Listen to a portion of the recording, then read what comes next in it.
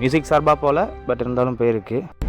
ரெண்டாவதாக நம்ம பார்க்க போகிறது பார்த்தீங்கன்னா இந்தியா பங்களாதேஷ் அவங்களுக்கு நடுவில் நடக்கிற செகண்ட் டெஸ்ட் மேட்ச்சு ஆரம்பிச்சிச்சு. டாஸ் வின் பண்ணி நம்ம தான் போலிங்னு சூஸ் பண்ணதும் நம்ம ஃபஸ்ட்டு விக்கெட்டே ஜெய்ஸ்வால் சூப்பர் கேட்ச் ஒன்று எடுத்தார். அதுக்கப்புறம் பார்த்தீங்கன்னா சிராஜ் ஒன்று தேவையில்லாதது. அது ஆலங்காத்தால உனக்கு குறவழி வரைக்கும் சோத்த போட்டு வண்டியில ஏத்திட்டு வந்ததுக்கு உன்னால என்ன பண்ண முடியுமோ அதை பண்ணு. ஆனால் ஆகாஷ்தீப் சும்மா சொல்லக்கூடாதுங்க, சூப்பராக போட்டாருங்க.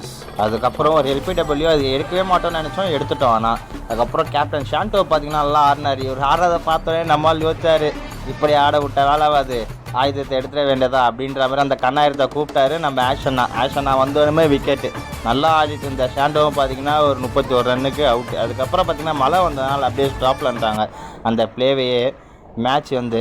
அதுக்கப்புறம் பார்த்தீங்கன்னா கார்த்தி அவர் நடித்த மெய்யழகன் படம் வந்து ரிலீஸ் ஆகிருக்கு. கார்த்தி சார்னால நம்மளுக்கு தெரியும், இப்போ ரீசெண்டாக அந்த லட்டு பிரச்சனை எவ்வளோ பெருசாக போயிட்டுருக்கு அப்படின்னு சொல்லிட்டு அவங்க நடித்த